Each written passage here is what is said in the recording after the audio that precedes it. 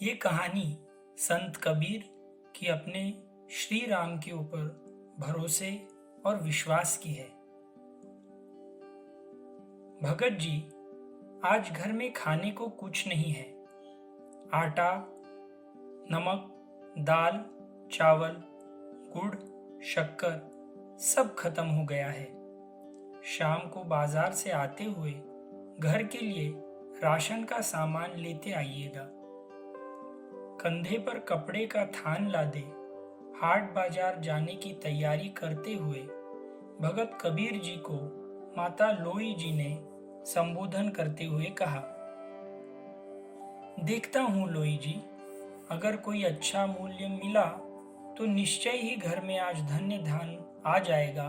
कबीर जी ने उत्तर दिया, साईं जी, अगर अच्छी कीमत न भी मिले तब भी इस बुने थान को बेचकर कुछ राशन तो ले आना।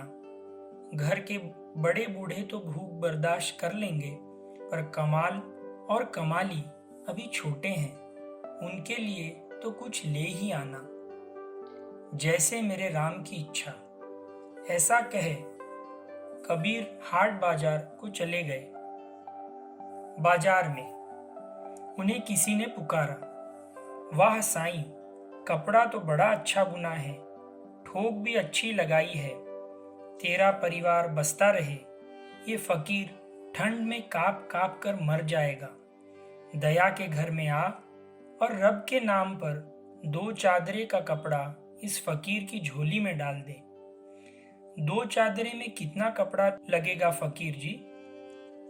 फकीर जी ने जितना कपड़ा मांगा, इत्तेफाक से कबीर जी के थान में कुल कपड़ा उतना ही था।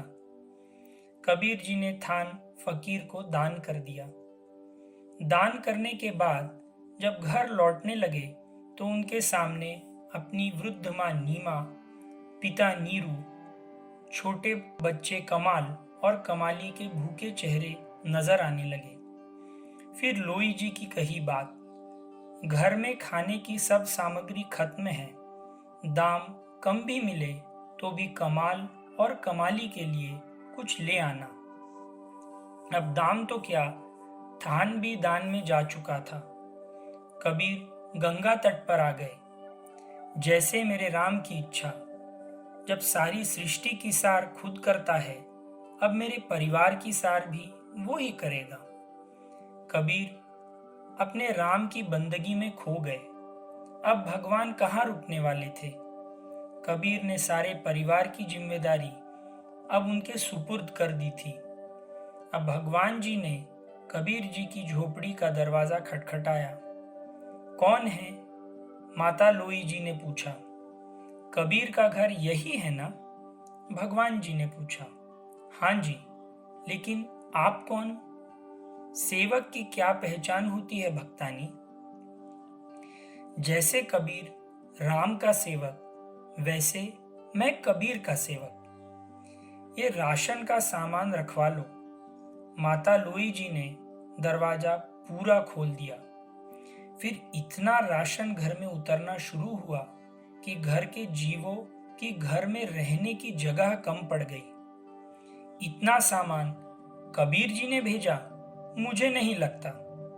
हाँ भक्तानी, आज कबीर का थान सच्ची सरकार ने खरीदा है। जो कबीर का सामर्थ्य था उसने भुगता दिया। जो मेरी सरकार का सामर्थ्य है वो चुकता कर रही है। जगह और बना, सब कुछ आने वाला है भगत जी के घर में।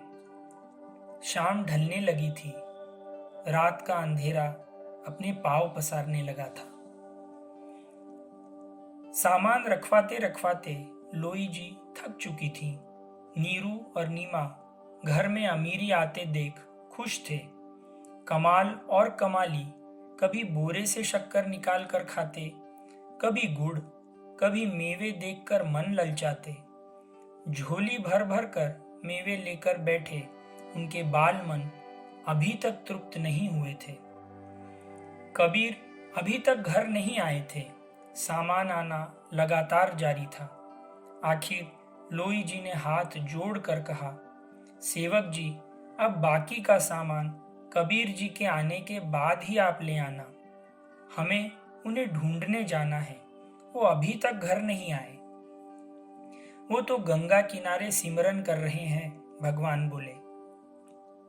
नीरू, नीमा, लोई जी, कमाल और कमाली को ले गंगा तट के किनारे आ गए। कबीर जी को समाधि से उठाया। सब परिवार को सामने देख कबीर जी सोचने लगे, जरूर ये भूख से बेहाल हो मुझे ढूंढ रहे हैं। इससे पहले कबीर जी कुछ बोलते, उनकी माँ नीमा जी बोल पड़ी, कुछ ऐसे बचा लेने थे। अगर थान अच्छे भाव बिक गया था, सारा सामान तूने आज ही खरीद कर घर लाना था। कबीर जी कुछ पल के लिए विस्मित हुए। फिर लोई जी, माता पिता और बच्चों के खिलते चेहरे देख उन्हें एहसास हो गया, जरूर मेरे राम ने कोई खेल कर दिया है। अच्छी सरकार को अपने थान बेचा, वो तो सामान घर में फेंकने से रुकता ही नहीं था। पता नहीं कितने वर्षों तक का राशन दे गया। उससे मिन्नत करके रुकवाया, बस कर, बाकी कबीर जी के आने के बाद उनसे पूछ कर कहीं रखवाएंगे। लोई जी ने शिकायत की। कबीर हंसने लगे और बोले, लोई जी, वो सरकार ही ऐसी है, जब देना शुरू करती है तो सब लेने वाले थक जाते हैं। उसकी बख्शीश कभी भी खत्म नहीं होती, उस सच्ची सरकार की तरह सदा कायम रहती है। धन्यवाद।